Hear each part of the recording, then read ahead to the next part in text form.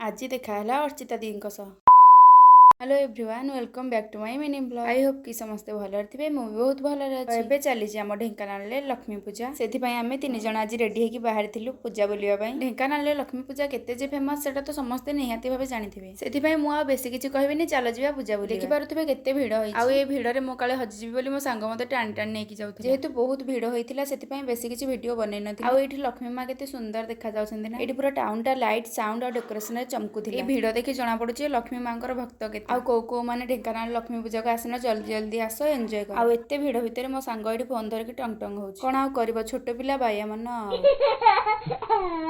आम ढेंकानाल लक्ष्मी पूजा को बाहर भी बहुत लोक आसंती केवल लक्ष्मी मांकर दर्शन पूजा देखि जिबो आ दोली खेलिबनी एटा कोन संभव। दिबाय मो आ मो महिला मित्र पळैथिलु दोली खेलिबा पई। दोली रे बसिकी एंजॉय करबु कोन आमे एठी बसिकी याता कथा बकर बकर होतलु। कोन आ करबु किछि तो काम नाही।